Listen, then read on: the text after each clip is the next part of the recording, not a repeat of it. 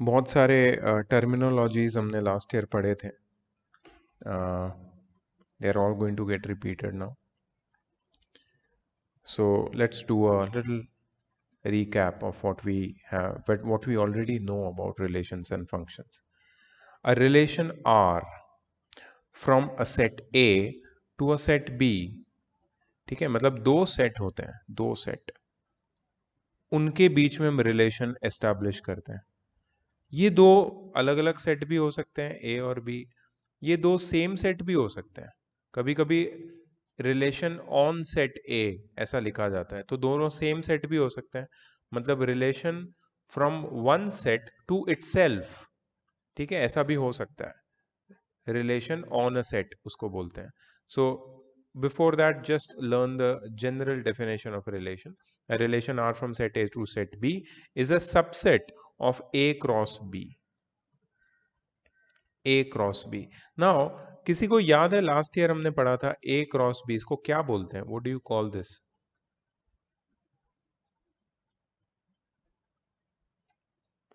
Ordered pair. Set of all ordered pairs.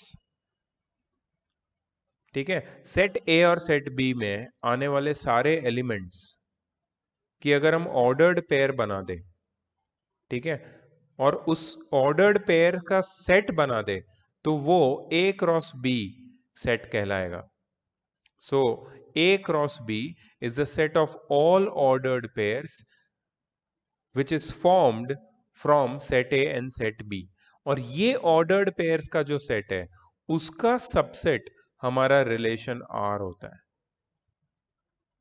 ठीक है, मतलब relation R is nothing but a subset of the set of ordered pairs from set A and set B. इसको mathematically कैसे represent करते हैं? R is a subset of A cross B. हमें पता ही है कि फर्स्ट एलिमेंट ऑर्डर्ड पेयर का या रिलेशन का डोमेन कहलाता है, और सेकंड एलिमेंट रिलेशन का रेंज कहलाता है, रिलेशन की रेंज. ठीक है, डोमेन और रेंज का ये मैथमेटिकल फॉर्म है, डेफिनेशन है. Domain is set of all the elements x such that the ordered pair x comma y belongs to our relation, and range is the set of all the elements y such that y is a second element of the ordered pair x comma y belonging to our relation. ठीक है, domain of relation ए का subset होता है. मतलब domain किससे belong करता है? First set से. और रेंज किससे बिलोंग करता है? सेकंड सेट से. Range is a subset of B, the second set. और पूरा जो सेट बी है उसको हम कोडोमेन बोलते हैं. कोडोमेन पूरे सेट बी को. हो सकता है बी में कुछ ऐसे एलिमेंट हो जो सेट ए के कुछ एलिमेंट्स के साथ रिलेटेड ना हो, तो बी को टुगेदर, मतलब with the range as well as B के सारे एलिमेंट्स जिसमें रेंज भी है और कुछ एलिमेंट्स जो रिलेटेड नहीं भी है, उन सबको साथ में हम कोडोमेन बोलते हैं. ठीक है, range is a subset of codomain. Of course relation एक कंसिडर करो 1 3 5 7. ठीक है, वो ये सेट ए के ये सेट ए है, ये सेट ए के एलिमेंट्स है, और सेट बी के एलिमेंट्स क्या है? 2 4 6 8. और रिलेशन है इनमें, इनमें कुछ रिलेशन है 1 2 3 4 5 6. इसको अगर ध्यान से देखोगे तो 1 किससे बिलोंग करता है? 1 सेट ए से बिलोंग करता है. 2 किससे बिलोंग करता है? 2 सेट बी से बिलोंग करता है. 3 किससे बिलोंग करता है? 3 सेट ए से बिलोंग करता है. और 4 किससे बिलोंग करता है? 4 सेट बी से बिलोंग करता है. वैसा ही 5 सेट ए से बिलोंग करता है, और 6 सेट बी से बिलोंग करता है. अब तुम देख रहे हो कि सेट बी में एक एलिमेंट ऐसा है जो हमारे रिलेशन का पार्ट नहीं है. ठीक है, विच इज नॉट रिलेटेड और which is not the part of any ordered pair of our relation. That means 2 4 और 6 रेंज है, लेकिन 2 4 6 एंड 8 रेंज के साथ 8 को भी अगर जोड़ लेंगे तो हमारा कोडोमेन बन जाएगा. ठीक है, डोमेन है 1 3 5 और रेंज है 246, लेकिन कोडोमेन है 2468।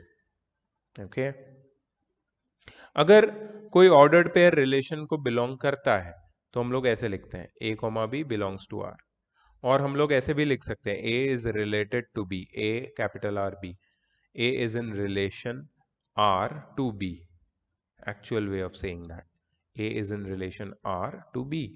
अगर ए कॉमा बी के बीच में कोई रिलेशन नहीं है, so A comma B does not belong to the relation R. इसका मतलब ए के बीच में आर लिखेंगे, ए और बी के बीच में कैपिटल, और उसको स्लैश कर देंगे, A is not in relation R to B. ठीक है, जैसे ए कॉमा बी दोनों नेचुरल नंबर है और रिलेशन है A is a divisor of B, then R this relation is a relation on N. मतलब ये जो दोनों नंबर्स है ये एक ही सेट से बिलोंग करते हैं। कौन सा सेट है ये? The set of natural number. ठीक है, एक नेचुरल नंबर का जो सेट है उसमें इनफाइनाइट नंबर्स होते हैं, it's a infinite set. Infinite set, natural number का जो इनफाइनाइट सेट है उसमें तुम्हें ऐसे बहुत सारे रिलेशन मिलेंगे जिसमें एक नंबर दूसरे का डिवाइजर है। ठीक है, तो इस केस में जो रिलेशन है it is relation on a set, on the set of natural number, इसलिए ऑन एन लिखा है। और इसको हम लोग जैसे हम लोग पहले लिखते थे ना A cross B, set of all the ordered pairs, यहां पे हम लोग लिखेंगे n cross n, set of all the ordered pair on the set of natural numbers, on the set n, relation on n। ठीक है, this is the mathematical way how you represent the relation on the set of natural numbers। okay, second example देख रहे हो तुम, a comma b दोनों natural number से belong कर रहे हैं और रिलेशन है a minus B is divisible by a number n belonging to the set of natural number. मतलब a और b भी नेचुरल नंबर से बिलोंग करते हैं, और जो डिवाइजर है मतलब जो a माइनस बी या a और b के डिफरेंस को डिवाइड कर रहा है वो भी नेचुरल नंबर से बिलोंग करता है। ठीक है, तो रिलेशन क्या है? रिलेशन ये है कि a माइनस बी को कौन डिवाइड कर रहा है? n। ठीक है, तो r यहां पे जो रिलेशन बन रहा है it is a relation on n, मतलब तुम्हारा डोमेन का सेट भी नेचुरल नंबर है और रेंज का सेट भी नेचुरल नंबर है, so this is a relation on n। वैसे रिलेशन ऑन r ऐसे बहुत सारे तुम्हें देखने मिलेंगे, relation on a set. Okay, ये जो रिलेशन ऑन अ सेट हम लोग बोल रहे थे उसको हम बाइनरी रिलेशन भी बोलते हैं, we can call it binary relation. यार मुझे बहुत साइलेंस यहाँ फील हो रहा है, आर यू ऑल देयर? हाँ, okay, because I was not hearing any noise, मुझे रियली ऐसा लग रहा था मैं कुछ रिकॉर्ड कर रहा हूँ। Anyways, I just want you to note down everything whatever I am saying, are you noting it down? Yes, sir. Yes, please, please don't miss anything. Although I'm recording this session, so will be available for you later, but उसमें time waste मत करना, अभी note कर लेना। और मैं तुम्हें ये पीडीएफ भी भेजूंगा इस लेसन प्लान की, तो तुम बाद में भी वो कुछ भी अगर मिस हो गया तो लिख सकते हो। बट इंपॉर्टेंट चीज़ है, अगर अभी नोट करो मेरे साथ साथ तो ईजी हो जाएगा मल्टीटास्किंग। ठीक है, बाइनरी रिलेशन मैं बता रहा था, कोई एक सेट है ए, वो एक नॉन एम्प्टी सेट है, मतलब कोई ना कोई एलिमेंट्स तो उसमें होने ही चाहिए। तो सबसेट ऑफ ए क्रॉस ए को हम लोग बाइनरी रिलेशन बोलेंगे, या फिर हम लोग बोलेंगे simply a relation on A, relation on A. अभी जो हम बोले थे ना रिलेशन ऑन एन, ये वैसा ही कुछ है, ए क्रॉस ए। इसका मतलब क्या है? सपोज ये सेट ए है और ये दूसरा सेट भी ए है। ठीक है, यहाँ पे नंबर्स है 1 2 3 4 5, यहाँ भी नंबर्स है 1 2 3 4 5। ठीक है, हर एक नंबर किसी एक नंबर से रिलेटेड है। ठीक है, इसका मतलब क्या है? इसका मतलब है the subset of A cross A और subset of the set of ordered pairs will be R relation.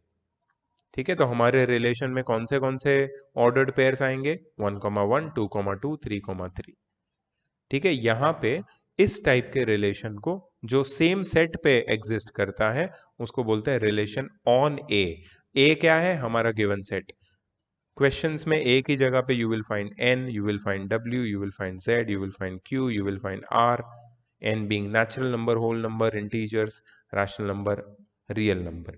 मतलब रिलेशन ऑन दीज सेट्स बहुत ही कॉमन देखने मिलेगा तुम्हें आगे। चलो टाइप्स ऑफ रिलेशन पे आ जाते हैं फटाफट, और इसको नोट करना अच्छे से। टाइप्स ऑफ रिलेशन, वॉइड या फिर empty relation. A relation R in a set A is called empty or void relation if there is no element, if no element of A is related to any element of A. इसका मतलब है relation empty set है। किसी भी set A में कोई भी element किसी दूसरे एलिमेंट से रिलेटेड है ही नहीं किसी भी तरीके से। ठीक है, मतलब हमारे रिलेशन के सेट में सिर्फ एम्प्टी सेट होगा, नल सेट होगा, कोई भी एलिमेंट नहीं होगा। इसको बोलते हैं वॉइड या फिर empty relation. For example, consider the set of all students in a girls school. Here no students is a brother of another student. Girls school में कोई किसी का ब्रदर नहीं होता है। So relation is a brother of, is a void relation in the set of all the members present in the girls school. Second is universal relation. Universal मतलब किसी एक सेट में हर एक एलिमेंट किसी दूसरे एलिमेंट से रिलेटेड है। किसी दूसरे नहीं, हर दूसरे एलिमेंट से रिलेटेड है। कोई एक सेट में कोई एक एलिमेंट हर दूसरे एलिमेंट से रिलेटेड है। ऐसा जब होता है तो इसको हम लोग यूनिवर्सल रिलेशन बोलते हैं। A relation R in a set A is called universal relation if each element of set A is related to every element of set A. For example, the difference between heights of any two living human is always less than 3 meters. It is a universal relation. 3 metre मतलब कितना होता है? 3 metres मतलब 12 9 feet feet. होता है। 12 feet. दो लोगों के, दो ह्यूमन बीइंग के हाइट का डिफरेंस 12 फीट से कम ही होता है। ऑफ कोर्स कम होता है। कोई भी दो ह्यूमन बीइंग, चाहे छोटा बच्चा और सबसे टॉलेस्ट आदमी क्यों ना हो, उनके हाइट का डिफरेंस 12 फीट से ज्यादा हो नहीं सकता। It's not possible. ठीक है, इसलिए ये जो रिलेशन है ये एक यूनिवर्सल रिलेशन है क्योंकि ये सब पे applicable. Both empty and universal relation are called trivial relation. इनका दूसरा नाम ट्रिवियल रिलेशंस। ठीक है, ये ट्रिवियल इसलिए बिकॉज यहां पे इसका एक रीजन है इसके पीछे। यहां पे कैलकुलेशन का कोई जगह नहीं है, ये तो ट्रिविया है। ठीक है, ट्रिविया मतलब यू कैन से फैक्ट और common sense. Third is identity relation. The relation I A is equal to x comma x where x belongs to the set A is called identity relation on set A. ठीक है, for example एक set है 1 2 3 4।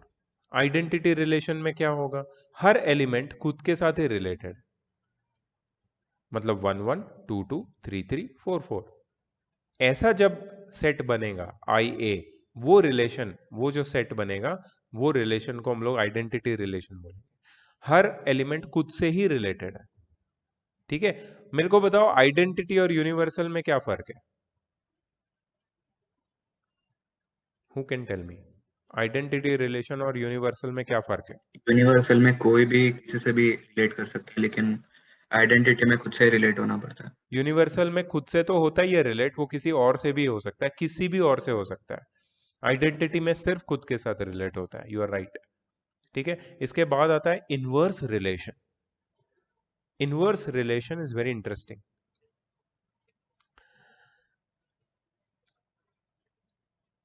Let R be a relation from set A to set B, and let x comma y be the member of subset D of A cross B corresponding to the relation R from A to B. ठीक है, मतलब हमारे relation के set में एक member है x comma y,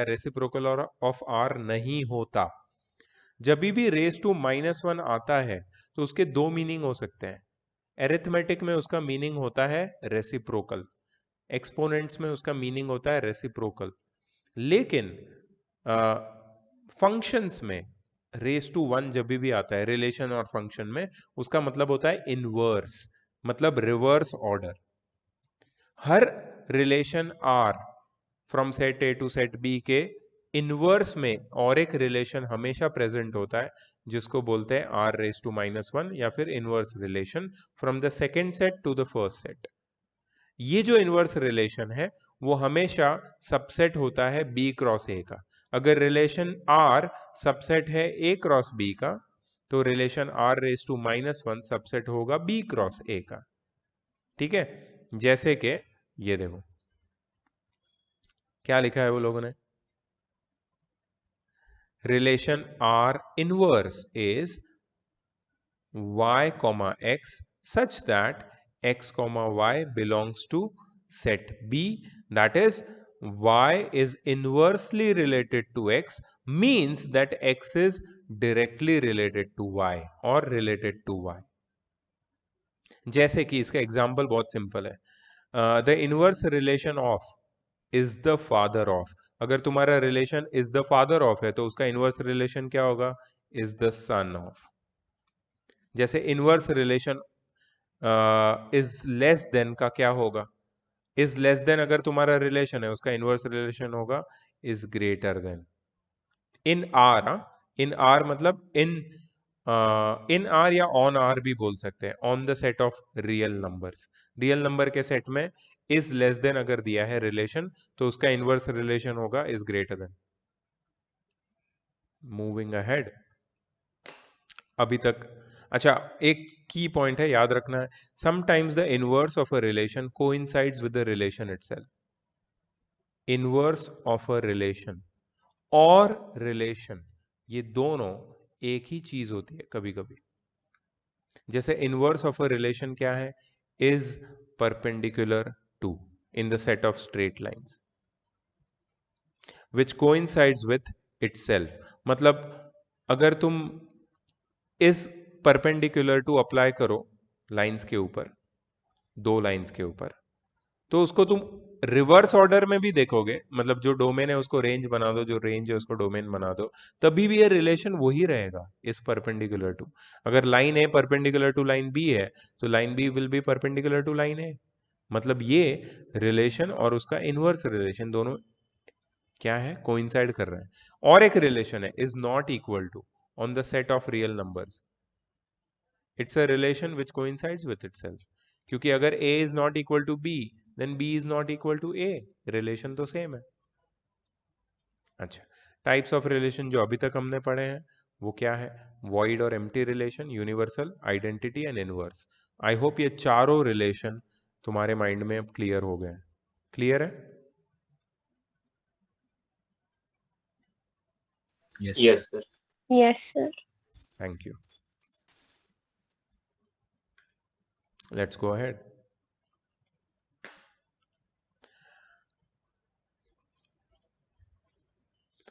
अब आते हैं हम लोग मेजर क्लासिफिकेशन ऑफ रिलेशंस, जिसके ऊपर हमारे क्वेश्चंस होने वाले हैं। ठीक है, फर्स्ट टाइप है रिफ्लेक्सिव रिलेशंस। रिफ्लेक्सिव रिलेशंस, कुछ एग्जाम्पल देंगे हम लोग रिफ्लेक्सिव को समझने के लिए। एक रिलेशन कंसिडर करो इज लेस देन, और equal to, is less than equal to, पता है इसका सिंबल ये है, लेस देन इक्वल टू। ठीक है, ये रिलेशन हमने on the set of natural number अगर कंसिडर किया तो क्या हम लिख सकते हैं, क्या क्या हम लिख सकते हैं, 2 is less than 2, sorry 2 is less than equal to 2, 3 is less than equal to 3 and so on, of course लिख सकते हैं। मतलब इन जनरल हम बोल सकते हैं कि हर एक एलिमेंट खुद से लेस देन इक्वल टू होता ही है on the set of natural numbers. Natural number के सेट में हर एलिमेंट खुद से लेस देन इक्वल टू वाला रिलेशन रखता है, बेयर करता है। ठीक है, ऐसे रिलेशन को हम लोग रिफ्लेक्सिव रिलेशन बोलते हैं, जो एक मेंबर खुद के साथ ही बेयर करता है। ऐसे रिलेशन को हम लोग रिफ्लेक्सिव रिलेशन बोलते हैं। Reflexive relation is if a comma a belongs to the relation for every element belonging to the set A, then that relation is reflexive relation. इस केस में रिफ्लेक्सिव रिलेशन क्या है,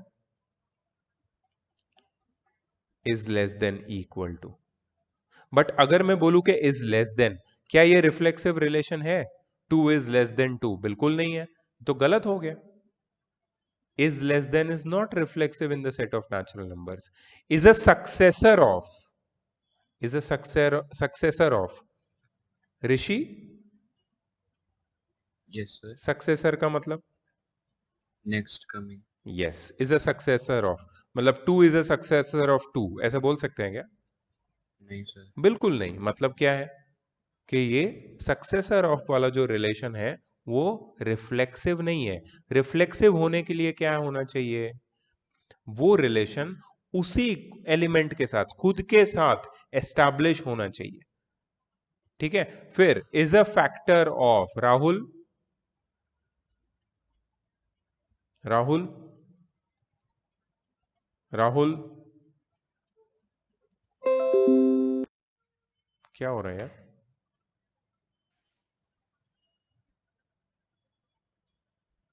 राहुल सुनाई दे रहा है क्या देखो,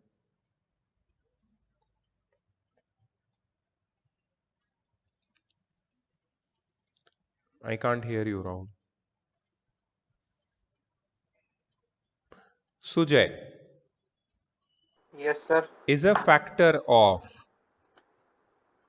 रिफ्लेक्सिव है या नहीं है, क्या मैं बोल सकता हूं नेचुरल नंबर के सेट में या रैशनल नंबर के सेट में 1 इज अ फैक्टर ऑफ 1, या फिर 4 इज अ फैक्टर ऑफ 4, क्या ये ट्रू है या फॉल्स है, ट्रू है सर। ट्रू है, हर नंबर खुद का फैक्टर होता ही है, बिल्कुल। मतलब ये रिफ्लेक्सिव रिलेशन है on the set of natural numbers और रैशनल नंबर्स। ठीक है, is a factor of is a reflexive relation, is successor of is not reflexive, is less than is not reflexive, but the first example which I gave you is less than equal to, it is reflexive. ठीक है, तो reflexive के बारे में अब तुम क्या जानते हो,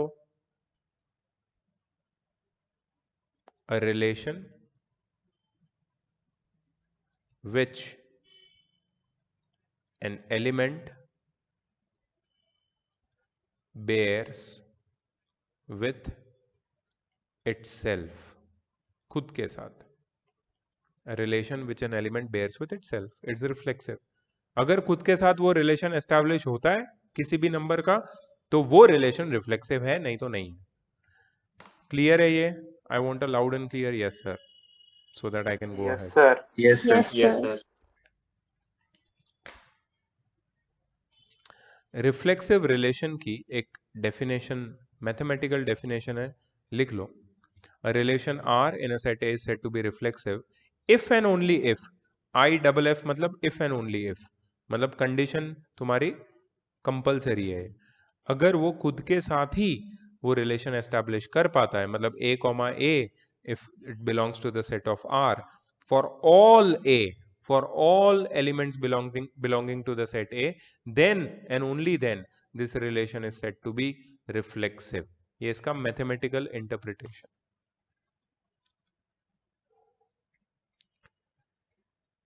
ठीक है। सेकंड है सिमेट्रिक रिलेशन।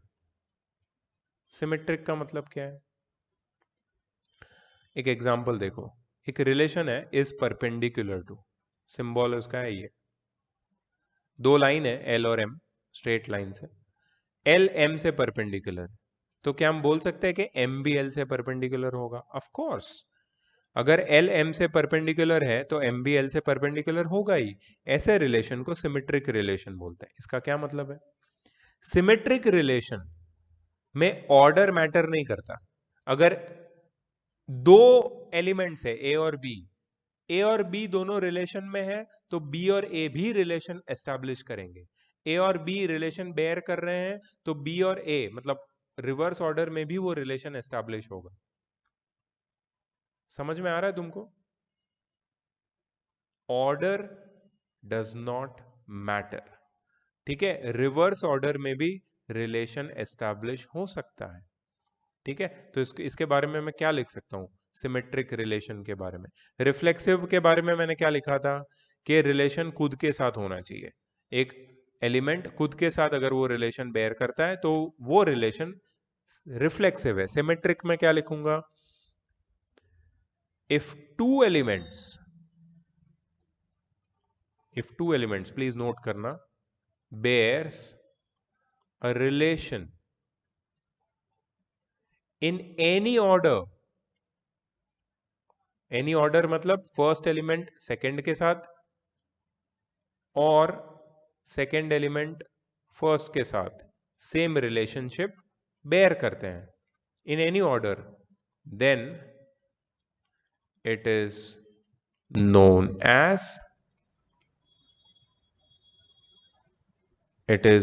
as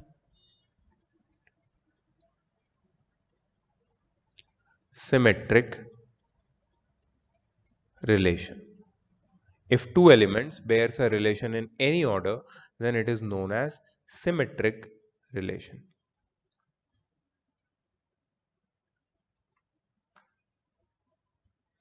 यहां पे एक एग्जाम्पल दिया है, consider the set of natural numbers, और एक रिलेशन है अ फैक्टर ऑफ। ये सिमेट्रिक नहीं है क्योंकि अगर एक नंबर दूसरे का फैक्टर है तो दूसरा पहले वाले का फैक्टर नहीं होगा, वो उसका मल्टीपल हो जाएगा। तुम्हें समझ में आ रही है बात? 2,4, 2 is a factor of 4, true है। 4 is a factor of 2, true है क्या? 4 is a factor no of 2 sir, बोल सकते हो क्या तुम? No sir. नहीं, 4 इज अ मल्टीपल ऑफ 2। मतलब ये रिलेशन का ऑर्डर जब चेंज करेंगे तो ये रिलेशन एस्टैब्लिश नहीं हो पाता। ऑर्डर चेंज करने पर भी जो रिलेशन एस्टैब्लिश होता है उसको हम लोग बोलते हैं सिमेट्रिक रिलेशन, ठीक है।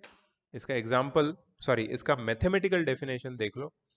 एक ऑर्डर्ड पेयर है a1, a2 which belongs to R, which implies that a2, a1 मतलब ऑर्डर चेंज करके फिर भी वो R से बिलोंग करेगा for all elements a1 and a2 belonging to set A। ऐसे रिलेशन को इन सेट A बोलेंगे सिमेट्रिक। ये उसका mathematical form.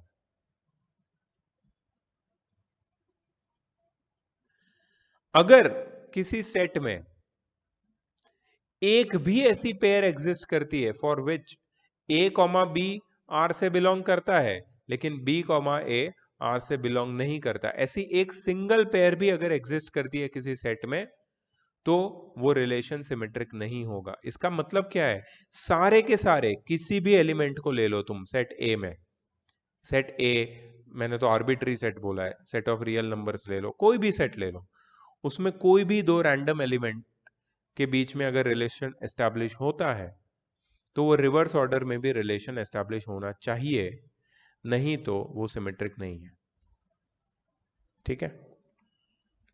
Third is transitive relation. इसका मतलब क्या है?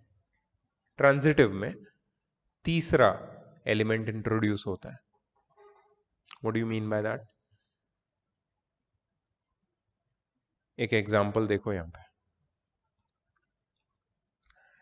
is a factor of in the set of natural number, तीन नंबर दिए हैं A B C. A B का फैक्टर है, बी सी का फैक्टर है। तीन हम नेचुरल नंबर ले लेते हैं यार, ठीक है। 3 6 12, 3 6 का फैक्टर है, 6 12 का फैक्टर है। लेकिन क्या हम इससे ये बोल सकते हैं कि 3 12 का फैक्टर है? मतलब फर्स्ट और थर्ड के बीच में रिलेशन एस्टेब्लिश होता है क्या? Is Yes, sir. Yes, sir. is 3 a factor of 12? Yes, it is.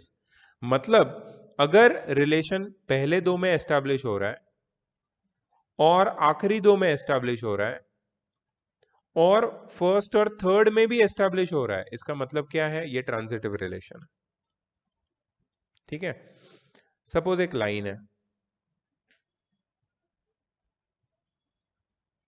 ये L है, L और ये दूसरी लाइन है M, ये दोनों परपेंडिकुलर है। L is perpendicular to M, M के साथ और एक लाइन परपेंडिकुलर है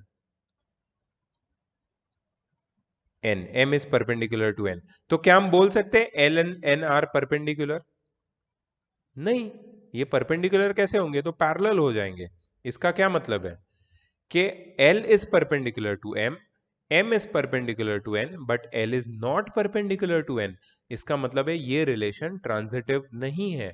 मतलब इज परपेंडिकुलर टू, मतलब परपेंडिकुलर वाला जो रिलेशन है वो ट्रांजिटिव नहीं होता,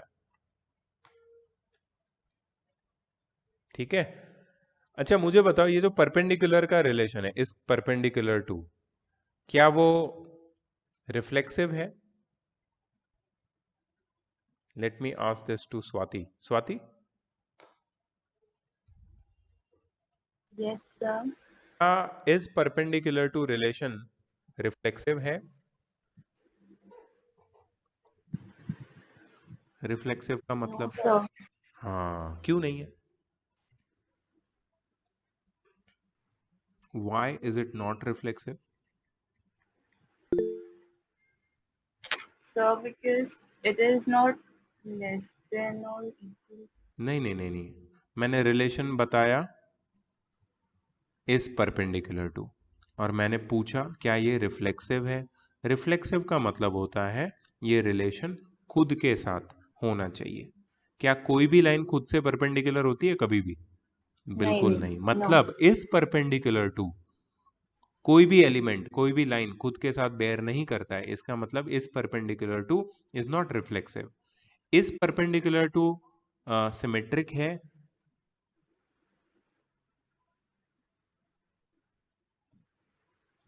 रुद्र, Yes, sir. है सिमेट्रिक? Yes, sir. क्यों? सर दो लाइंस परपेंडिकुलर रह सकते हैं एक साथ। अगर पहली लाइन दूसरे से परपेंडिकुलर है तो दूसरी पहले से परपेंडिकुलर होगी। Yes sir. Very good, it is symmetric. But क्या वो ट्रांजिटिव होगी Anushka? Is perpendicular to relation transitive होगा? ट्रांजिटिव मतलब तीन लाइन को लेना है तुम्हें। I can't hear you, are muted. अगर फर्स्ट लाइन सेकंड लाइन से परपेंडिकुलर है और सेकंड लाइन थर्ड लाइन से परपेंडिकुलर है तो फर्स्ट लाइन भी थर्ड लाइन से परपेंडिकुलर होगी। नहीं होगी, देखो यहाँ पे वही बता रहा हूं मैं। एम एल एम से परपेंडिकुलर है, एम एन से परपेंडिकुलर है, तो क्या एल और एन परपेंडिकुलर है? नहीं, वो तो पैरेलल है। इसका मतलब है इस परपेंडिकुलर टू ट्रांजिटिव भी नहीं है, वो सिर्फ सिमेट्रिक है। समझ में आया? इस परपेंडिकुलर टू एक ऐसा रिलेशन है वो सिर्फ सिमेट्रिक है, ना तो रिफ्लेक्सिव है ना तो ट्रांजिटिव है। Are you getting this concept a little bit? तीन टाइप है रिलेशन के, यस सर। रिफ्लेक्सिव, सिमेट्रिक और ट्रांजिटिव। बस हमें इसको एस्टैब्लिश करना है, प्रूव करना है या फाइंड आउट करना है। पूरा चैप्टर इसी के बारे में, मतलब I am sorry, first part of the chapter इसी के बारे में। This is just the first part. 4 part है चैप्टर में, छोटे छोटे हैं, बहुत ईजी है, और फर्स्ट पार्ट पूरा इसी के ऊपर है, टाइप्स ऑफ रिलेशंस, ठीक है। और तीनों हो गए। सो 3 major classifications of relations are reflexive, symmetric, transitive. Reflexive मतलब जो एक एलिमेंट खुद के साथ बेयर करता है। सिमेट्रिक मतलब जो दो एलिमेंट किसी भी ऑर्डर में आपस में एक दूसरे के साथ बेयर करते हैं। और ट्रांजिटिव मतलब तीन एलिमेंट, पहला दूसरे के साथ, दूसरा तीसरे के साथ और पहला तीसरे के साथ बेयर करता है, ऐसी सिचुएशंस को ट्रांजिटिव बोलते हैं। तो रिलेशन के टाइप्स अभी समझ में आ गए? Yes, sir. Okay, great. Yes sir. Now let's come to the next part, that is equivalence relation. Equivalence मतलब एक रिलेशन इक्विवेलेंस तभी होता है जब वो रिफ्लेक्सिव भी होता है, सिमेट्रिक भी होता है, ट्रांजिटिव भी होता है, तीनों एक साथ होता है। एक रिलेशन जब रिफ्लेक्सिव भी होता है, सिमेट्रिक भी होता है, ट्रांजिटिव होता है, तीनों एक साथ होता है, तो उसको इक्विवेलेंस रिलेशन बोलते हैं। क्लियर है? ये बहुत इजी है। इसको प्रूव करना है, तुम्हें सिर्फ इक्विवेलेंस याद रखना है, रिफ्लेक्सिव प्रूव करना है, सिमेट्रिक प्रूव करना है और ट्रांजिटिव प्रूव करना है। अगर कोई एक रिलेशन ये तीनों को फुलफिल करता है, तीनों टाइप्स को, तो वो इक्विवेलेंस रिलेशन कहलाता है। जैसे कि इज कॉन्ग्रुएंट टू इक्विवेलेंस है ट्राइंगल्स के मामले में, क्योंकि एक ट्राइंगल खुद से कॉन्ग्रुएंट होता है, राइट, रिफ्लेक्सिव हो गया। दूसरा, एक ट्राइंगल अगर दूसरे ट्राइंगल से कॉन्ग्रुएंट है तो दूसरा पहले से कॉन्ग्रुएंट हो गया, सिमेट्रिक हो गया। तीन ट्राइंगल है, पहला दूसरे से कॉन्ग्रुएंट है, दूसरा तीसरे से कॉन्ग्रुएंट हो, तो बट ऑब्वियस पहला तीसरे से कॉन्ग्रुएंट होगा, ट्रांजिटिव हो गया, मतलब ये इक्विवेलेंस है। इज सिमिलर टू इक्विवेलेंस है, इज डिवाइजर ऑफ इक्विवेलेंस है। ठीक है सर थर्ड वाला कैसे होगा? Is divisor of, divisor, divisor मतलब डिवाइड करता है। ठीक है, तो अगर हम लोग बोले कि 2 is a divisor of 4 and 4 is a divisor of 16, तो क्या हम बोल सकते हैं 2 is a divisor of 16? Yes. अच्छा, दूसरी बात, ये तो मतलब मैंने ट्रांजिटिव प्रूव किया, 2 खुद का डिवाइजर भी होता है। Yes, sir. It's not an equivalence, क्योंकि 2 4 का डिवाइजर होता है लेकिन 4 2 का डिवाइजर नहीं होता है। You are right.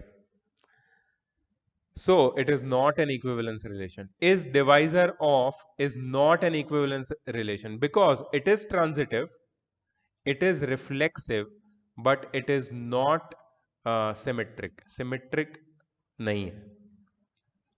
ठीक है, इसके लिए ये इक्विवेलेंस नहीं है। चलो अच्छा है। Important property is that it divides the set into pairwise disjoint subsets called equivalent classes whose collection is called partition of set. मतलब ये जो इक्विवेलेंस रिलेशन है वो किसी भी सेट को पेयर वाइज डिसजॉइंट सबसेट्स में डिवाइड कर देता है, और ये जो पेयर वाइज डिसजॉइंट सबसेट्स है ना, उसके कलेक्शन को पार्टीशन ऑफ अ सेट बोलते हैं, इक्विवेलेंट क्लासेस भी बोलते हैं। ये शायद कॉम्पिटिटिव लेवल पे ये पूछा जाएगा शायद।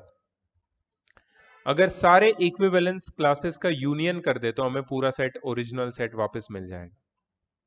सो you might as well want to note this important properties down. Okay, you can note it down later also when I give you the PDF. Let's move ahead. इसके ऊपर कुछ थ्योरम्स है।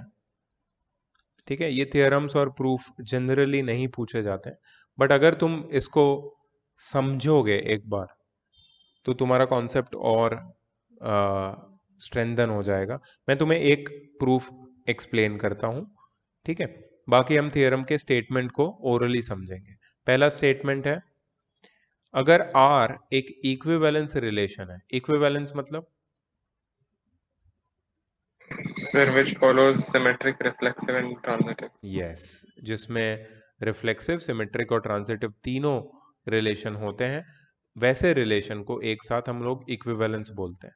अगर R एक इक्विवेलेंस रिलेशन है on set A, then R inverse भी equivalence relation होगा set A के ऊपर।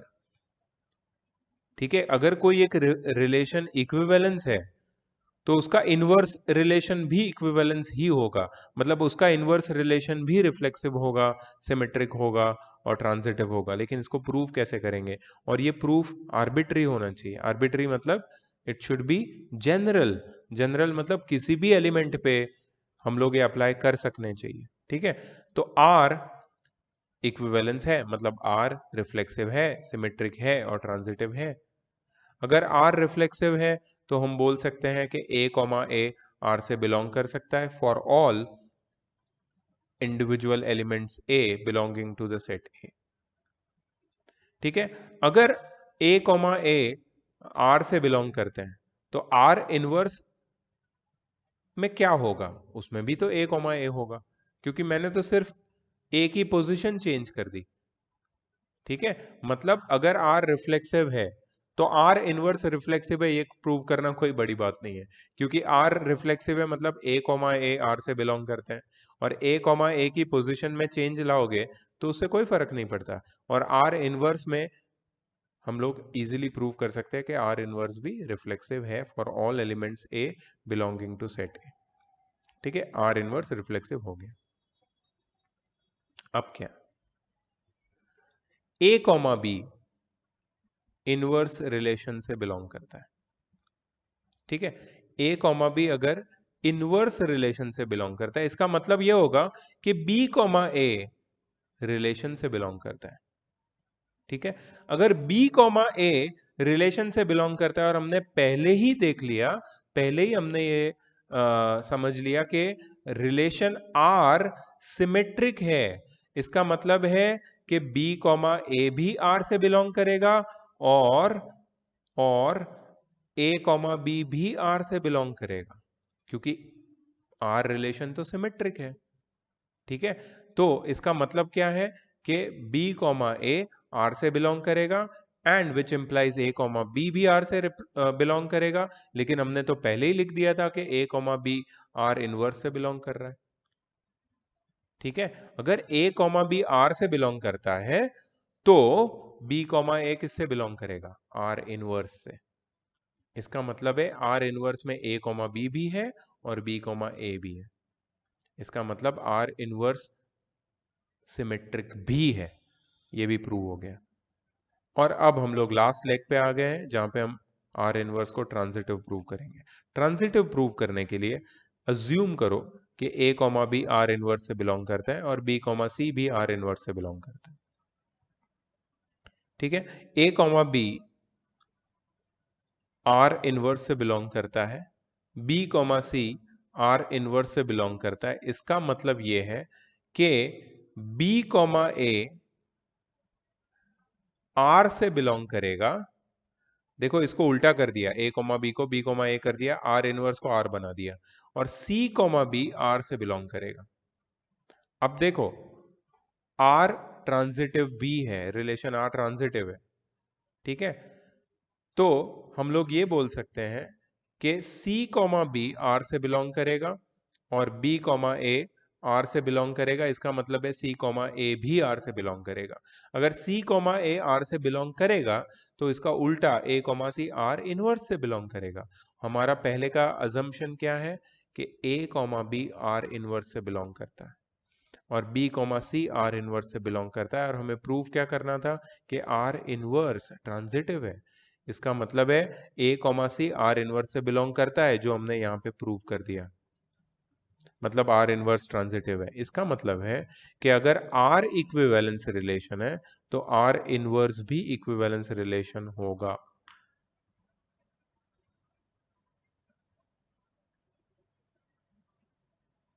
ठीक है, यस सर। ये थ्योरम मैंने पूरी एक्सप्लेन की रीड करके। ठीक है, there are more theorems like that जिसका प्रूफ तुम समझ सकते हो। ठीक है, मैं थ्योरम्स तुम्हें बता दूंगा, proof you can go through from the PDF which I will provide it to you. Okay, second theorem है intersection of two equivalence relation on set A is an equivalence relation on A।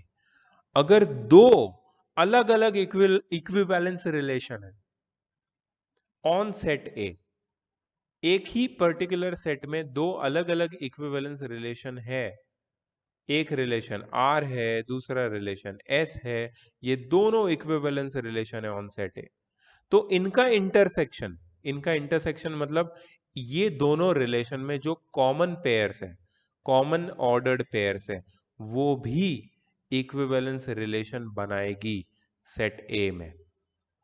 ठीक है, तो ये हमें prove करना है।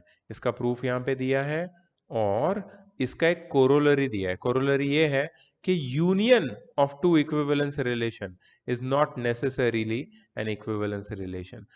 ये बिल्कुल हमारे थ्योरम का रिवर्स या ऑपोजिट है। हमारा थ्योरम क्या बोलता है? दो इक्विवेलेंस रिलेशन का इंटरसेक्शन इक्विवेलेंस रिलेशन होता है, लेकिन दो इक्विवेलेंस सेट का यूनियन इक्विवेलेंस रिलेशन हो भी सकता है, नहीं भी हो सकता, नॉट नेसेसरीली, नॉट नेसेसरीली। ठीक है, इसका भी यहाँ पे एग्जाम्पल के साथ वो लोग ने एक्सप्लेन किया है। So we are ready to start with the solved examples. अब सॉल्व्ड एग्जाम्पल में I am going to give you some selected solved examples, जहाँ पे मेरा आइडिया होगा तुम्हें दो चीजें समझाना किसी भी सॉल्व्ड एग्जाम्पल के बारे में। एक, नंबर 1, इसको हम ओरली डिस्कस करेंगे, ठीक है, एग्जाम्पल्स के साथ डिस्कस करेंगे और इसको समझेंगे हम। दूसरा, इसको कैसे लिखना है ये सीखेंगे, क्योंकि कैसे लिखना है वो बहुत इंपॉर्टेंट है। कुछ चीजें ओरली हमें समझ में आ जाती है, जब हम डिस्कशन करते हैं तो ओरली इजीली समझ में आती है चीजें, ठीक है, बट उसको कैसे लिखना है, स्टेटमेंट्स क्या होने चाहिए, रीजंस क्या होने चाहिए, that is very important, because boards में तो तुम्हें उसी के ऊपर मार्क्स मिलेंगे, राइट? So let's start. पहला question, check whether the relation R in the set R of real numbers defined by this is reflexive, symmetric or transitive। तुम्हें सिर्फ चेक करना है, तुम्हें सिर्फ चेक करना है कि ये रिलेशन रिफ्लेक्सिव होगा, सिमेट्रिक होगा या ट्रांजिटिव होगा। फिर से एक बार एक चीज क्लियर कर लो, रिफ्लेक्सिव का मतलब जो एक एलिमेंट खुद के साथ ही बेयर करता है, ऐसे रिलेशन को रिफ्लेक्सिव बोलते हैं। सिमेट्रिक का मतलब जो दो एलिमेंट आपस में एक दूसरे के साथ बेयर करते हैं किसी भी ऑर्डर में, उसको सिमेट्रिक रिलेशन बोलते हैं। और ट्रांजिटिव का मतलब जो तीन एलिमेंट अगर पहला दूसरे के साथ बेयर करता है, दूसरा तीसरे के साथ बेयर करता है, तो ऑटोमेटिकली फर्स्ट एलिमेंट वो रिलेशन थर्ड के साथ बेयर करेगा। अगर ये सिचुएशन आती है तो उसको हम लोग ट्रांजिटिव रिलेशन बोलते हैं। हमें चेक करना है कि ये तीनों या तीनों में से एक वैलिड है कि नहीं हमारे गिवन रिलेशन के लिए, ठीक है। यहाँ पे दो चीजें हैं जिसको तुम्हें कंफ्यूज नहीं होना है। एक तो है ये, what is this? What is this? Set of real numbers. No, this is the relation. ये relation का नाम है, ठीक है। And what is this? This is the set of real number. Real number. मतलब ये relation on the set of, in या on, in या फिर on बोल सकते हैं, in या on the set of real numbers दिया गया है हमें, ठीक है। मतलब this relation can be applicable on any of the members of the set of real numbers, from the set of real numbers to the set of real numbers, ऐसे भी बोल सकते हो। So this is a binary relation on the set of real numbers, ठीक है। इसका मतलब है कि A, B must belong to, can anybody tell me the set of A, B must belong to the set of, real number. exactly, A, B दोनों real number से belong करेंगे, ठीक है। रिफ्लेक्सिव प्रूव करने के लिए हम क्या करेंगे?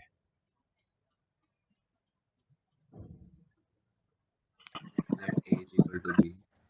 B is A। Sorry, Let A is equal to B. Yes, मतलब ये दोनों एलिमेंट को एक ही मानना पड़ेगा। क्यों? क्योंकि रिफ्लेक्सिव रिलेशन कब एस्टैब्लिश होता है? जो एलिमेंट खुद के साथ ही ये रिलेशन बेयर करता है, ठीक है। सो हम लिखेंगे let A, A belong to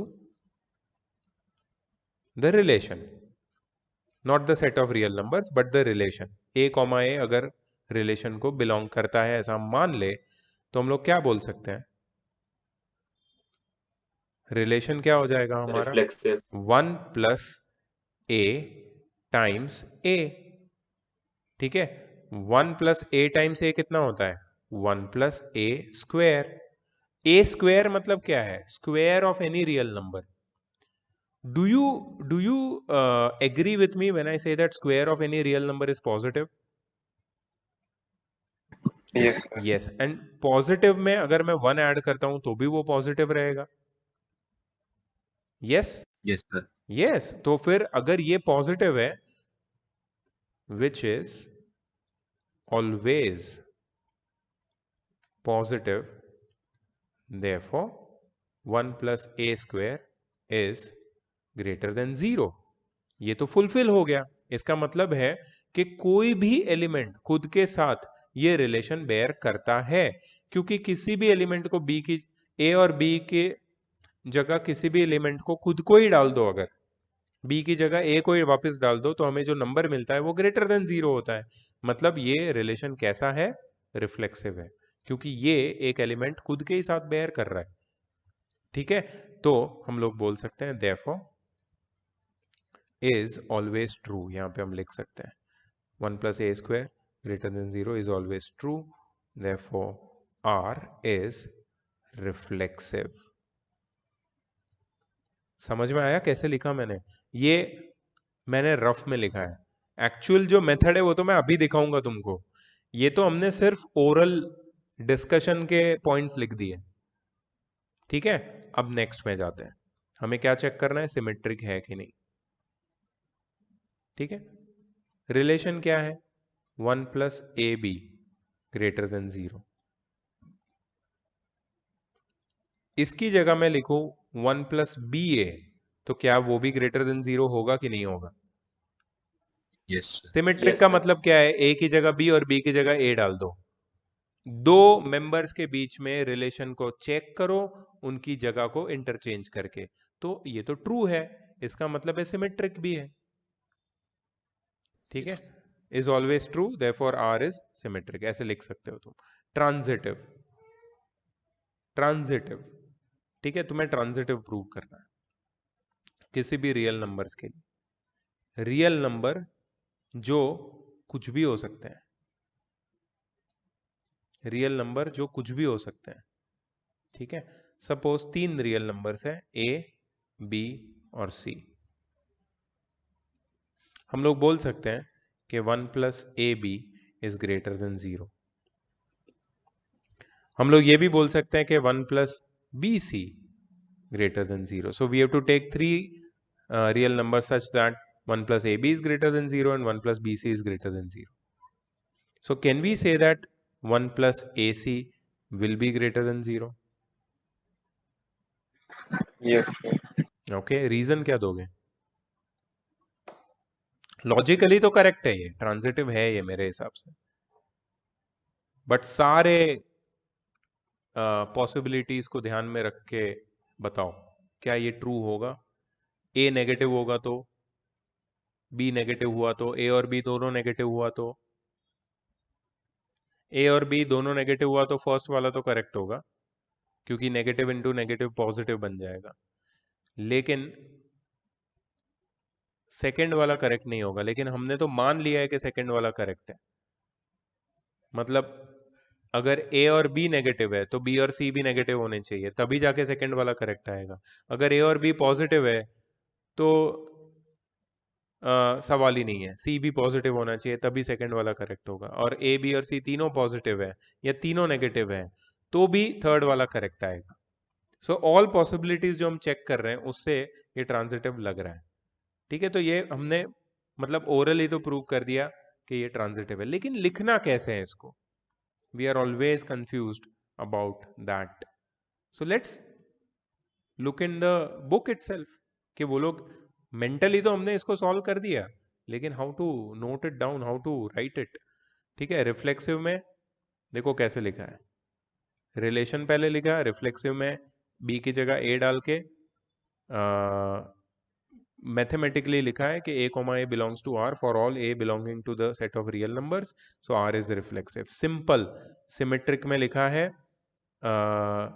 अगर a कॉमा b रिलेशन को बिलोंग करता है तो 1 plus A B greater than 0 होगा, इसका मतलब 1 plus B A B greater than 0 होगा, इसका मतलब इट इम्प्लाइज को मैं बोल रहा हूँ इसका मतलब, ठीक है, इसका मतलब 1 प्लस बी ए भी 0 से ग्रेटर होगा, इसका मतलब b कॉमा ए भी रिलेशन से बिलोंग करेगा।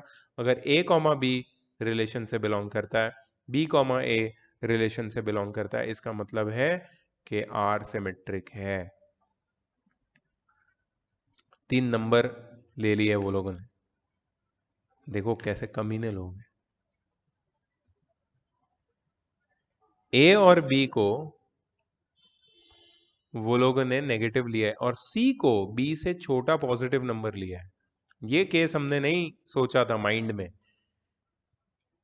मतलब हम लोग एक गलती कर गए। गलती ये कर गए कि हमने सिर्फ उसको ओरली 2-3 एस्पेक्ट सोच के हमने ट्रांजिटिव प्रूव कर दिया, बट हमने ये नहीं सोचा कि a और b अगर नेगेटिव है और c पॉजिटिव है तो भी 1 plus B C should be greater than 0 आएगा अगर c की वैल्यू b से बहुत कम है तो,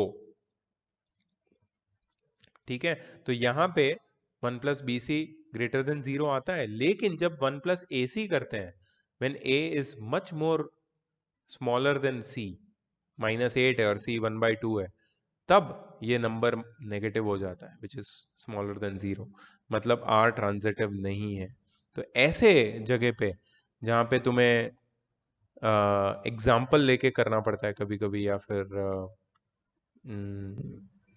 हम बोल सकते हैं कि इट इज़ नॉट क्लियर कि हम कैसे इसको प्रूव करेंगे, तो तुम्हें सारी पॉसिबिलिटीज को ध्यान में रखना पड़ेगा before coming to a conclusion. तो मतलब ये रिफ्लेक्सिव है, सिमेट्रिक है, लेकिन ट्रांजिटिव नहीं है, ठीक है। चलो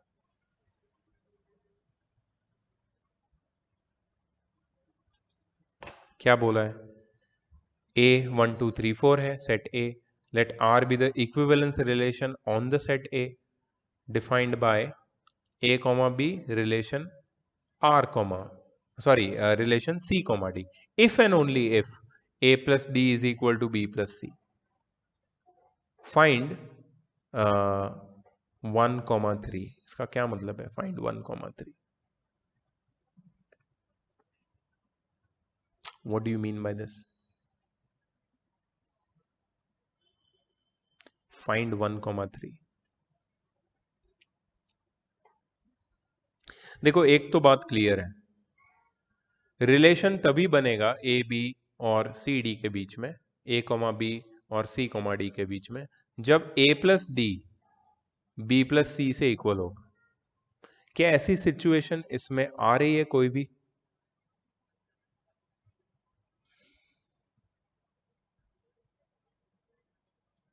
यस, एक तो सिचुएशन सामने है। 2 + 3 कितना होता है? 5 1 + 4 भी 5 होता है, 5 ठीक है।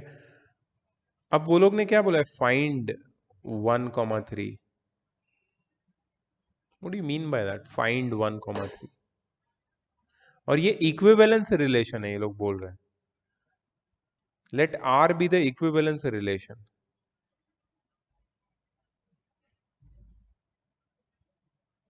और इक्विवेलेंस रिलेशन की डेफिनेशन है, मतलब ये जो रिलेशन है ये रिफ्लेक्सिव है, सिमेट्रिक है और ट्रांजिटिव भी है। रिफ्लेक्सिव है मतलब हर एलिमेंट खुद के साथ ये रिलेशन बेयर करता है, ठीक है। मतलब अगर मैं एक एलिमेंट ले लेता हूं और एक ही एलिमेंट को मैं यहां पे, मतलब ए की जगह मैं 1 लेता हूं, डी की जगह 1, बी की जगह 1 और सी की जगह 1, तो ये क्लियर मतलब इक्वल तो होगा ही ऑफ कोर्स। तो ये तो रिफ्लेक्सिव तो है ये। Is it symmetric? Is it symmetric? Symmetric का क्या मतलब है? 2 + 3 = 3 + 2 आता है, करेक्ट। अगर दो एलिमेंट लेता हूं, कोई भी दो एलिमेंट को उठा लिया मैंने और दोनों को ऑर्डर चेंज करके ऐड किया फिर भी आंसर सेम आता है, रिलेशन बनता है, सिमेट्रिक है। 3 एलिमेंट को ले लिया तो क्या होगा? और 3 एलिमेंट का करेंगे क्या हम? और हमें बोला है फाइंड 1,3। ठीक है, नहीं पता है, देखते हैं कैसे सॉल्व किया वो लोग ने। 1,3 को वो लोग ने लिखा है 1,3, 2,4। ये क्या है?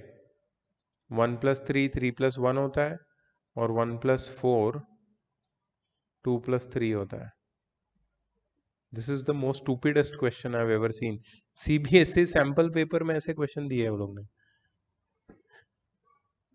किसी को ये समझ में आया ये वाला? फाइंड 1,3।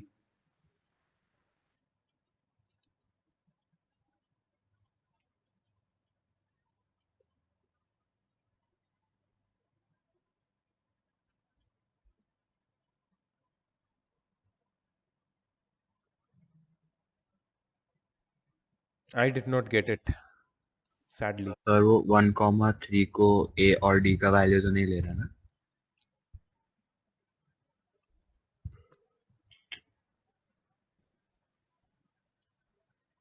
बट देन 1,3 को अगर A और D ले लेंगे तो 1 + 3 ऐड नहीं हो। और 2 + 4 तो इक्वल होता नहीं है। I'll try to see के ये मुझे अगर कहीं और इसका सोल्यूशन और मतलब डिटेल में मिलता है तो हम लोग वो देखेंगे। चलो next. Let R be a relation A, B is a multiple of B. Show that R is reflexive and transitive but not symmetric. बहुत इजी है, आई थिंक ये अभी हमने डिस्कस भी किया था। Is a multiple, is a divisor. ठीक है, बहुत इजी है ये। एक एलिमेंट, एक नंबर खुद का मल्टीपल होता है। ठीक है, तो मतलब ये हर एक नंबर अगर खुद का मल्टीपल होता है तो ये रिफ्लेक्सिव है। ट्रांजिटिव कैसे? अगर एक नंबर दूसरे का मल्टीपल है और दूसरा तीसरे का मल्टीपल है तो पहला भी तीसरे का मल्टीपल होगा, तो ये ट्रांजिटिव भी है। हाँ, बट सिमेट्रिक इसलिए नहीं है बिकॉज अगर एक नंबर दूसरे का मल्टीपल है तो दूसरा नंबर पहले वाले का डिवाइजर होगा, मल्टीपल नहीं होगा। और इसके लिए ये सिमेट्रिक नहीं है, it's not symmetric. So this was very simple overall. ठीक है, इसको कैसे लिखा है देखो। आर इज रिफ्लेक्सिव सीधा लिख दिया है वो लोगों ने, because A is a multiple of A.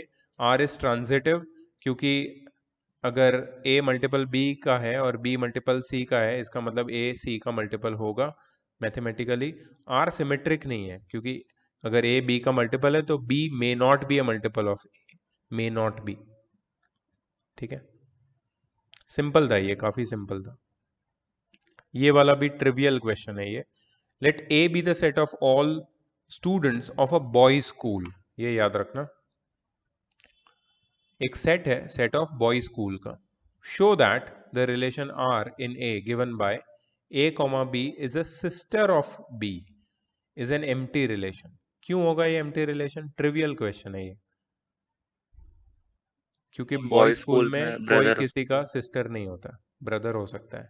And relation R dash given by a, b the difference between the heights of A and B is less than 3 meters is a universal relation.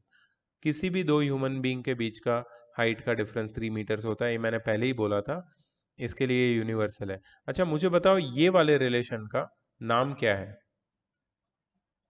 void relation. Void या फिर empty?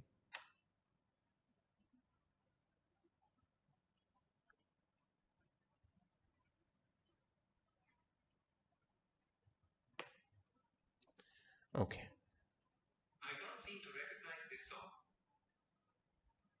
Song कौन बजा रहा है यार यहाँ पे? Okay, let z be the set of all integers and r be the relation on z be defined as a, b such that a, b belongs to integers and a minus b is divisible by 5. Okay, prove that r is an equivalence relation. मतलब ये equivalence relation है, हमें सिर्फ prove करना है। Set of all integers में ये relation exist करता है कि ए और बी दोनों इंटीजर्स है और a minus be divisible by 5 है। इक्विवेलेंस प्रूव करना है तो सबसे पहले इक्विवेलेंस में क्या प्रूव करते हैं हम लोग? रिफ्लेक्सिव। रिफ्लेक्सिव में हम लोग a कॉमा बी नहीं लेते हैं, हम लोग क्या ले लेते हैं? Let A comma a A comma comma a A. Belong to the relation. ठीक है, so therefore a minus a कितना होता है? 0 इज डिविजिबल बाय 5। किसी भी नंबर को खुद से सब्ट्रैक्ट करेंगे, डिविजिबल बाय 5 सॉरी, किसी भी नंबर को खुद से सब्ट्रैक्ट करेंगे तो 0 ही मिलेगा, और 0 हमेशा किसी भी नंबर से डिविजिबल होता ही है, because 0 divided by anything is 0, so divisible है ऑफ कोर्स। ठीक है, तो रिफ्लेक्सिव तो है डेफिनेटली। अच्छा, सिमेट्रिक है क्या? अगर दो रियल नंबर्स है, सॉरी इंटीजर्स है, और उनका डिफरेंस 5 से डिविजिबल है, चलो मान लिया, ठीक है, तो a माइनस बी 5 से डिविजिबल होगा।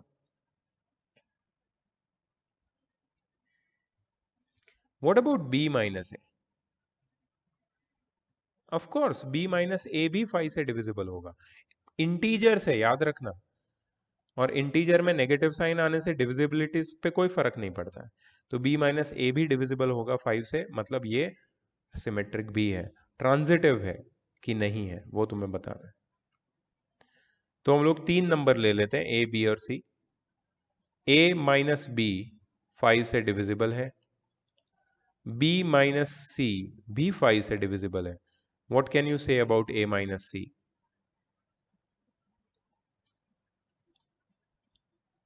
a सबसे बड़ा है, c सबसे छोटा है। What can you say about a minus C? 5 से divisible. होगा ही, ऑफ कोर्स 5 से डिविजिबल होगा। ठीक है, मतलब ये ट्रांजिटिव ही है, ट्रांजिटिव भी है, मतलब ये इक्विवेलेंस रिलेशन है। लिखा कैसे है देखो, वो लोगों ने a माइनस बी और b माइनस सी को 5 से डिविजिबल बताया, और दोनों को ऐड करके सीधा उन लोग को मिलता है a माइनस सी। मतलब दो नंबर जो 5 से डिविजिबल है उनका सम भी 5 से डिविजिबल होगा ऑफ कोर्स। तो a माइनस सी 5 से डिविजिबल आया, मतलब ये ट्रांजिटिव भी है। तो थोड़ा टेक्निक यूज किया है उसको प्रूव करने के लिए, विच इज नाइस। परपेंडिकुलर वाला किया है हमने, कॉन्ग्रुएंट वाला भी किया है। ओके, ये वाला ट्राई करते हैं, ये थोड़ा इंटरेस्टिंग लग रहा है। सेट ए है 1 2 3 अप टू 9, और R एक रिलेशन है in set A defined by a comma b relation with c comma d। If a plus d is equal to b plus c for a comma d comma c comma d in A cross A, prove that R is an equivalence relation. Also obtain the equivalence class 2,5। ये बिल्कुल वो अभी जो हमने एक NCR क्या CBSE sample paper का question देखा था उसी टाइप का लग रहा है। सर यस, उसने A D लेने की जगह A B लिया है और C और D ढूंढा था, तो अगर 1 प्लस 4 करते और 2 प्लस 3 करते तो 5 आ ही जाता। मैं समझा नहीं। जो मैंने कहा था ना कि उन्होंने A और D लिया होगा। मैं ऊपर जाता हूँ, हाँ बोल। अगर 1 और 3 A और B का वैल्यू है तो C और D 2 और 4 ही होगा ना। ए Four और और बी, oh yes yes you are right. मुंह मैंने देखा ही नहीं। ये you are saying A comma B है, Yes. तो हमें ढूंढना है C उसका डोमेन, सॉरी उसका रेंज, और हमारे डोमेन में कौन है? ए और बी, तो रेंज में कौन होगा? C और D सी और डी, और सी और डी 1 और 3 के अलावा दूसरे दो नंबर है विच इज 2 एंड 4। और ये क्या इस रिलेशन को सेटिस्फाई कर रहे हैं? मतलब 1 plus 3, Yes. Sorry 1 plus 4 1 plus 4, yes 1 plus 4, क्योंकि ये ए और बी 1 और 3 है, तो 1 प्लस 4 ए प्लस डी हो जाएगा विच इज 5, सो 2 प्लस 3 भी 5 होगा। या so you are right, that way it is 2,4 the range, but वो लोग ने जिस तरीके से लिखा था find the range of this, ऐसा कुछ लिखना चाहिए। एनीवेज, तो सेम कॉन्सेप्ट हमें यहाँ पे अप्लाई करना है। Let's see if you are getting this or not. Okay, तो हमारे सेट में 9 नंबर्स है, 1 से लेके 9 तक, और हमारा रिलेशन सेम है, a comma b is related to c comma d if a plus d is equal to b plus c for all the ordered pairs in the set a cross a। ये है equivalence relation, ये हमें prove करना है। Okay, reflexive में क्या लिखेंगे? हमने पहले भी ये डिस्कस a किया था। plus a is equal to a plus a। Yes, reflexive में a कॉमा a हम लोग ये रिलेशन में इसको मानेंगे कि a comma a belong to the relation, therefore a plus a equals a plus a which is true.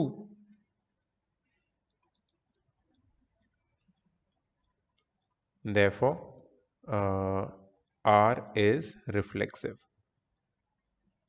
ठीक है, अच्छा, सिमेट्रिक में क्या करेंगे? So let a comma b belong to the relation. ठीक है, इसका मतलब है कि अगर a comma b, b plus a is equal to c plus b। a और d नहीं का नहीं नहीं वैल्यू नहीं ना, therefore हम लोग ये बोल सकते हैं therefore a plus d is equal to b plus c, which also implies that b plus d is equal to a plus c। is it possible? मैंने क्या किया पता है, a और b को इंटरचेंज कर दिया, a और b की जगह चेंज कर दी। अब जहाँ पे, सर अगर वो इक्वल टू के राइट साइड जाएगा तो माइनस नहीं होगा? हाँ ऑफ कोर्स, तो ये ट्रू है या नहीं है? विच मे और मे नॉट बी ट्रू आना चाहिए इसमें। मतलब ये सिमेट्रिक हो ऐसा जरूरी नहीं है हमेशा, अगर a और b की जगह हम इंटरचेंज कर दे तो। और अगर सिमेट्रिक है मतलब a और b की जगह इंटरचेंज करके भी हमें सेम आंसर आना चाहिए, बट इस केस में that is, I don't think it is symmetric. तुम जो बोल रहे हो सही बोल रहे हो, अगर a वहां पे जाएगा और b यहाँ पे आएगा तो माइनस की साइन आनी चाहिए, which does not match with the condition of R relation. That means r is not symmetric. Transitive कैसे करेंगे? उसने लिखा है proof that R is an equivalence relation. तो इक्विवेलेंस कैसे होगा फिर ये? क्योंकि मैंने a कॉमा b को रिलेशन का पार्ट ले लिया। ठीक है, ओ ओ ओ ओ ओ ए डी और ओ, सी नहीं नहीं नहीं डी नहीं नहीं नहीं नहीं नहीं नहीं, yes yes yes, you are right. b and plus a is wait equal to wait c wait plus wait wait wait, so हम ऐसे लिखेंगे इसको, let a comma b related with c comma d। ठीक है, हमने ये assume कर लिया, therefore it says that according to the definition of relation a plus d is equal to b plus c। ठीक है, बट इफ अगर हम लोग ले लेंगे c comma d relation with a comma b, अगर हम उल्टा कर देंगे तभी यहां पे कुछ भी चेंज नहीं होगा। अगर C और D A और B से रिलेटेड है, हम किसको किसके साथ ऐड कर रहे थे? पहले हम A और D को ऐड कर रहे थे, अभी भी हम A और D को ऐड कर सकते हैं।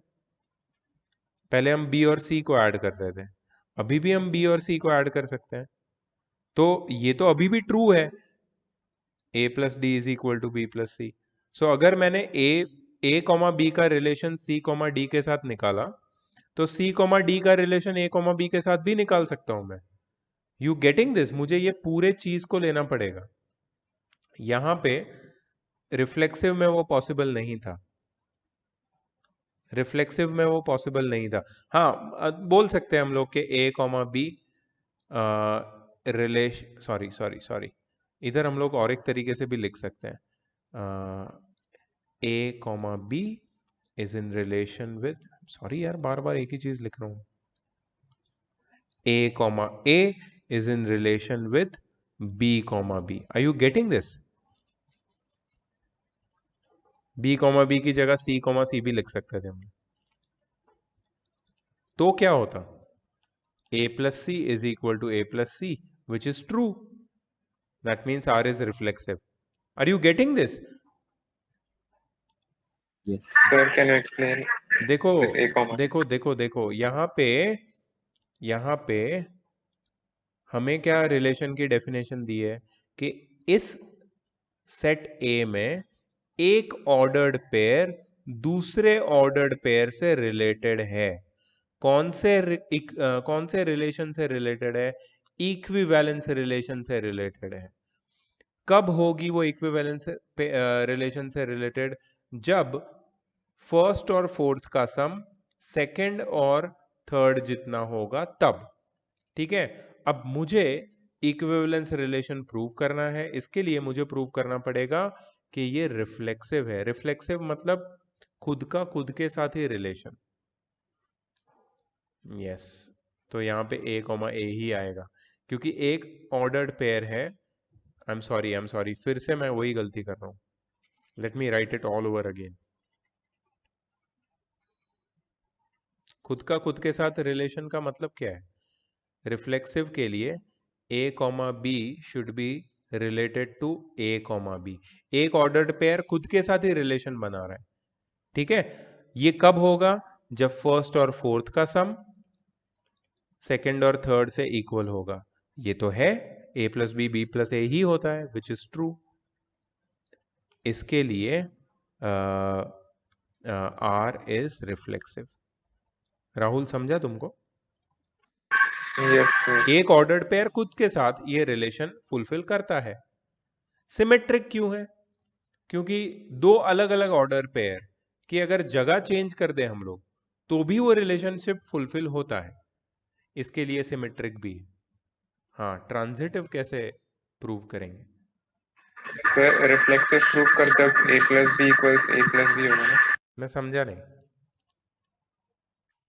A plus B equals A plus B होगा ना reflexive proof करते वक्त? बी प्लस ए होगा। A plus B is equal to B plus A होगा क्योंकि फर्स्ट और फोर्थ का सम सेकंड और थर्ड के सम से इक्वल होना चाहिए। पर रिफ्लेक्सिव में तो एक ही एलिमेंट होना चाहिए ना। नहीं, यहाँ पे एलिमेंट नहीं है, यहाँ पे ऑर्डर्ड पेयर के बीच में रिलेशन है। Are you understanding? रिलेशन किसके बीच में है? दो ऑर्डर्ड पेयर के बीच का रिलेशन है। ये सेट के दो ऑर्डर्ड पेयर के बीच का रिलेशन है ये, इसलिए यहाँ पे एक ऑर्डर्ड पेयर आएगी और यहाँ पे दूसरी ऑर्डर्ड पेयर आएगी। और रिफ्लेक्सिव में दोनों ऑर्डर्ड पेयर सेम होनी चाहिए। Sir, हम लोग ordered pairs के elements भी change कर रहे हैं ना? ऑर्डर्ड पेयर के Elements मतलब A plus B को B plus A लिख रहे हैं। नहीं, क्यों? क्योंकि यहाँ पे उन्होंने जो रिलेशन का कंडीशन दिया था उसमें वो लोग ने फर्स्ट और फोर्थ का सम सेकंड और थर्ड से इक्वल दिखाया है। इसलिए मैंने ए प्लस बी और बी प्लस ए के सम को ऐसे उनके फॉर्मूले के हिसाब से लिखा है। बट ए प्लस बी और बी प्लस ए हमेशा इक्वल होता है, मतलब ये कंडीशन फुलफिल हो रही है। इसका मतलब है कोई भी ऑर्डर्ड पेयर खुद के ही साथ ये रिलेशन फुलफिल कर रहा है, इसके लिए वो रिफ्लेक्सिव है। I think now there should be no other question on this. This is very clear. Yes, sir. यार तेरे पीछे इतना आवाज क्यों है राहुल? मतलब ऐसा लग रहा है कि कोई ऐसा तू मोर्चे में निकला है। बहुत आवाज आ रहा है यार। Find a silent place to study. मतलब ये इतने डिस्टरबेंस में पढ़ना बहुत मुश्किल है मेरे हिसाब से। थोड़ा ये सब नॉर्मल होगा फिर तुम लोग क्लास में आ जाओ यार। This will not happen because it's very difficult, but फिर भी we are going good, touch wood. Okay, मेरा लास्ट क्वेश्चन अभी भी बाकी है, मुझे कौन हेल्प करेगा? ट्रांजिटिव कैसे प्रूव करेंगे? इसको is equal to E plus F करना पड़ेगा। Sorry, A B R C D and C D R E F. E F. Oh, Then we have to third prove pair very smart.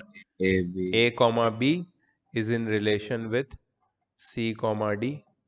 and C comma D is in relation with E comma F, ठीक है. So therefore, अच्छा एक minute, yes. तो इसका मतलब क्या हो जाएगा?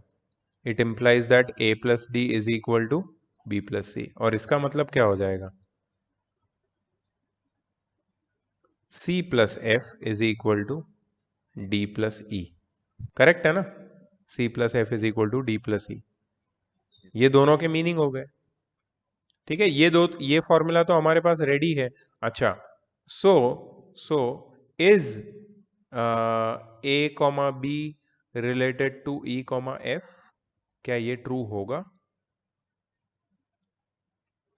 ये ट्रू होने के लिए A प्लस एफ की वैल्यू B प्लस ई से इक्वल होनी चाहिए. ये कैसे प्रूव करेंगे हम?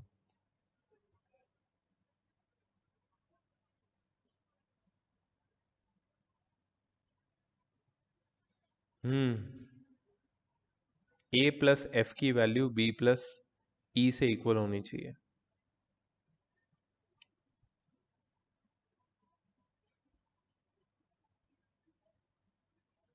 तो ही ये ट्रांजिटिव होगा. सो ट्रांजिटिव का प्रूफ हमको देखना पड़ेगा. अच्छा, कैन एनीवन टेल मी कि ये क्या लिखा है यहाँ पे? Also obtain equivalence class. Equivalence class मैंने तुम्हें बताया था. इक्विवेलेंस क्लास क्या होता है?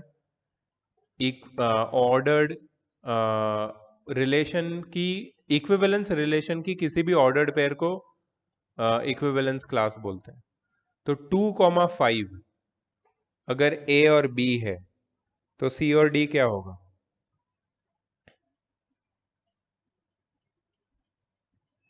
Three four. क्यों? 2 + 5 7, 3 + 4 7. और अगर एक EF मिनट, ढूंढना हो तो 1 + 2,5 3. A और B है ना, तो 2 plus D is equal to 5 plus C. तू क्या बोल रहा था? तो 3 फिर 3 एंड 4? नहीं, वो नहीं होगा. वो नहीं नहीं होगा, होगा, नहीं नहीं होगा, होगा. नहीं होगा. 6 and 3. 6 एंड 3 नहीं. हाँ, 6 and 2 3, + yes, 6 6 8. And 3, you are correct. ये 6 होगा, 2 प्लस 6 8 होगा, और ये 3 होगा, तो 5 प्लस 3. और कुछ हो सकता है क्या? 7 4. तो बहुत सारे इक्विवेलेंस क्लास बन जाएंगे. तो मतलब इसको ऐसे लिख सकते हैं ना, 2,5, एक हो जाएगा 6,3, एक हो जाएगा 7,4. 7,4, 4. 7,4, और क्या हो जाएगा बताओ? फिर 4,7 लिख सकते हैं. नहीं. तो 3,6 भी लिख सकते हैं. नहीं नहीं नहीं नहीं लिख सकते, 4,7 नहीं नहीं लिख आएगा सकते, ना. क्योंकि डी और सी की पोजीशन हम चेंज नहीं कर सकते. सर इतना ही है. इससे आगे फिर 5 रिपीट होता है. ओके. और हमारे पास टोटल नंबर सिर्फ 9 तक है, तो आगे बनता भी नहीं है कुछ. 4,1 आ सकते हैं ना. 4,1 कैसे आएगा? सही है. 2 प्लस 4 6 हो जाएगा, 5 प्लस 1, हाँ 4, हाँ 2 प्लस 4 6, 5 प्लस 1 4,1. या यू आर राइट. तो और निकलेंगे ना, सोचो.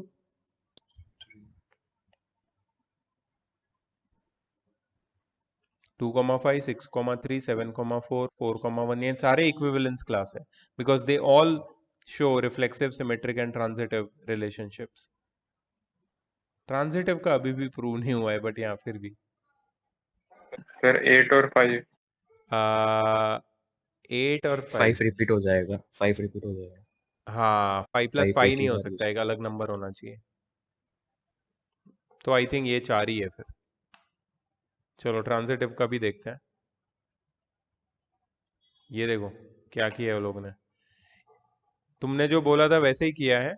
A comma B is related with C comma D. इसका मतलब है A plus D is equal to B plus C for all A, B, C, D belonging to the set A, and C comma D is in relation with E comma F such that C plus F is equal to D plus E for all C, D, E, F belonging to set A. अगर दोनों को add कर देंगे तो equal terms cut जाती है और ए और एफ बी और ई से इक्वल आ जाता है। मतलब हमें सिर्फ ये दोनों को ऐड करना था, इसको और इसको ऐड करना था सिर्फ, तो हमें मिल जाएगा। ये पहले भी एक बार वो लोग ने ये टेक्निक यूज की थी, तो ये याद रखना। Oh there are many such sets guys. 1,4 किसी ने बोला था 4,1, 1,4 2,5 तो था ही, 3,6 3,6 हमने 6,3 लिखा था, 4,7 5,8 5,8 ये कैसे आएगा यार? 5,8 कैसे आएगा? सर 8+2 और 5+5। बट ये कैसे, मतलब ए बी सी डी में रिपीट भी हो सकता है क्या? मतलब सिर्फ हमें ये देखना है कि दोनों साइड सम इक्वल आए, ऐसे सारे नंबर को डाल देना है। फंक्शन नहीं है ना सर, तो फिर रिपीट हो सकता है। रिपीट हो सकता है, yes, there is no limitations to repetition. Nice question bro. 2014. Okay, और भी ऐसे कुछ है क्वेश्चंस 2015 और फिर एक हॉट्स है एंड डिविजिबल बाय 4, ये वाला इजी है, 2018 का है।